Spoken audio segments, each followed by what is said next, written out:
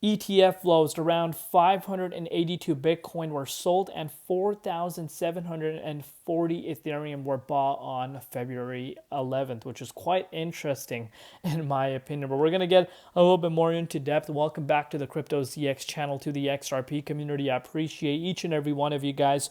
Thank you for all your support. But yeah, looking across the board right now, I'm sure a lot of people are fed up at this price action. You're seeing market pretty much going back to where it was a few days back. So pretty much the gains that we did see yesterday have been completely wiped out.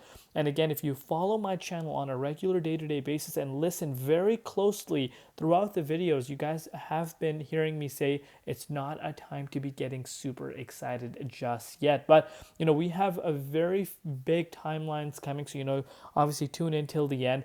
But if you're looking across the board, majority of the market down, XRP down 4%, holding much better than the broader market, which of course is a plus point that I would like to point out.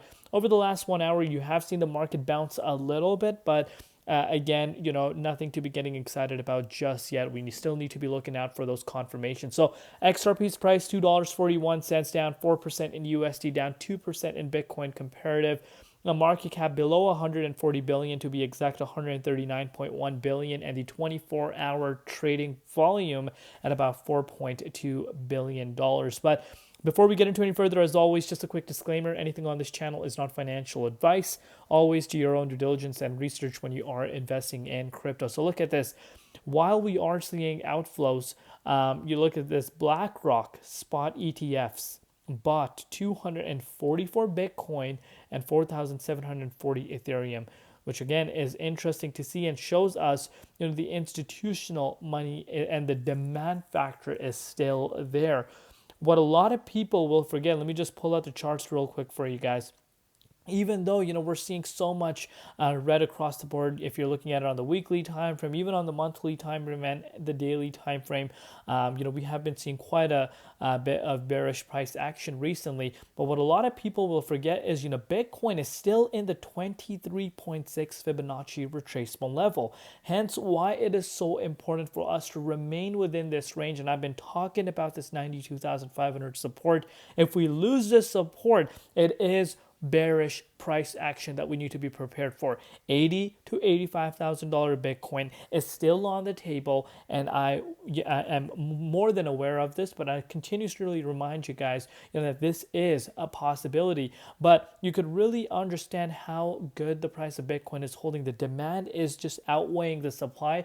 Hence, you're still seeing the price sitting within the 23.6. Yes, you are seeing altcoins getting completely wrecked, but again, we need to understand how the dominance works, and this is why I try to teach you guys to focus on the dominance on a day-to-day basis. But on the bright note, you could see Tom Emer was in the Congress, says, "I am honored to serve as the VC of the subcommittee on digital assets, financial technology, and AI. A new day for crypto innovation, opportunity, and excellence has finally arrived." And things we wanted under the Trump administration to really take a look at. It's actually happening right now. And as far as the ETFs go, we've been hearing major developments coming out. As how these ETFs are even looked at. Solana one especially. There's a lot of acknowledgement from SEC, and I think Litecoin as well, if I'm not mistaken. And that really shows you that, hold on, things are starting to look really positive.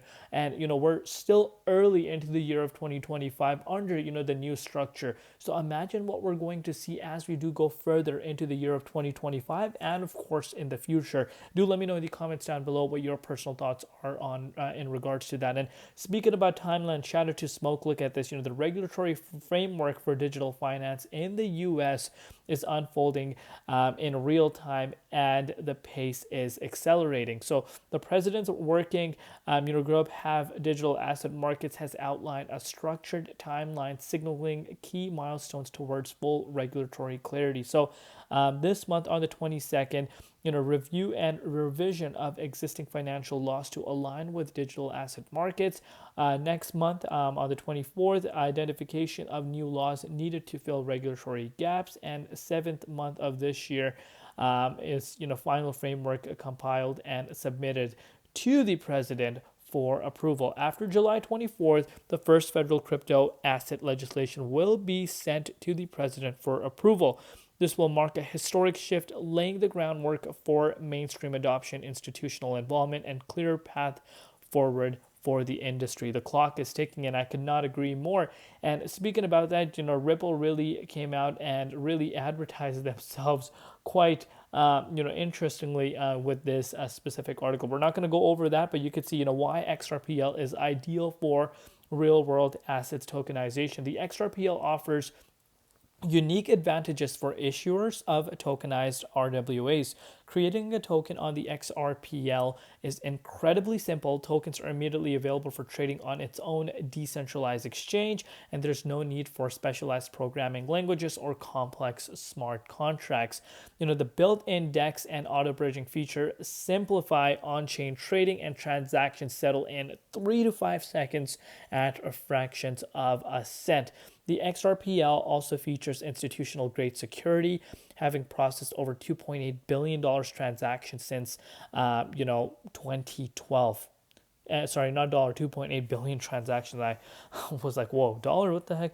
2012 with zero security breaches. This is, complemented by regulatory ready features like support of, decentralized identifiers and, verifiable credentials for on-chain compliance. And key use of cases of RWA tokenization, tokenized treasuries, real estate, tokenized debt, yield strategies, and this just changes the way we do finance. And again, this is why you're seeing major firms like BlackRock, showing so much interest in real world assets. And I cannot wait to see how things unfold. But, quite interesting timings from Ripple for, posting this article. But let's move forward. You can see this for yourself, the dominance here. And again, I mentioned this in my market analysis update. If you missed that, then we'll go over this. You're looking at the, dominance picking up yet again. So, of course, we saw that major downside over the last, 24 hours. But, things are picking up once again. We're facing some resistance, and actually we're having this resistance play as a support for us. So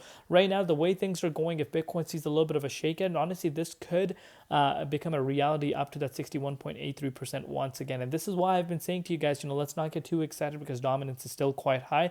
And what I also want you guys to realize is we could see a lot of liquidity coming into the markets because I think the FTX, creditors get paid this week, I think next week or this week. Let me know in the comments down below what you guys think. So that is something I want you guys to keep in mind as well. But yeah, Bitcoin is not making up its mind as we've known. It's having a real hard time making its way above 98,000 and keeping above there. We have seen several different retests above that range, and as of now, we've seen major amounts of rejections. But we still need to remember that we're still in the 23.6. Obviously, as long as we remain above 92.5, we're in the safe zone in my opinion. But if we lose this support for good, of course, $85,000 to $80,000 Bitcoin could be on the table. But right now, XRP is something I want you guys to keep in mind if you're a holder. It's holding better than expected. You can see this for yourself. We're still above $2.40, which of course is nice to see. We're nowhere near the $2.31, nor are we anywhere near the February 7th level. So again, is there something that's going behind the scenes that we do not know? Is that the reason why you're seeing XRP's price doing better than its other competitors or other coins? Maybe. Again, we can speculate here, but it is holding indeed much better than the broader market. So obviously right now, as I've said, as far as targets are concerned, 23.6 is where I would like to see XRP's price sitting at.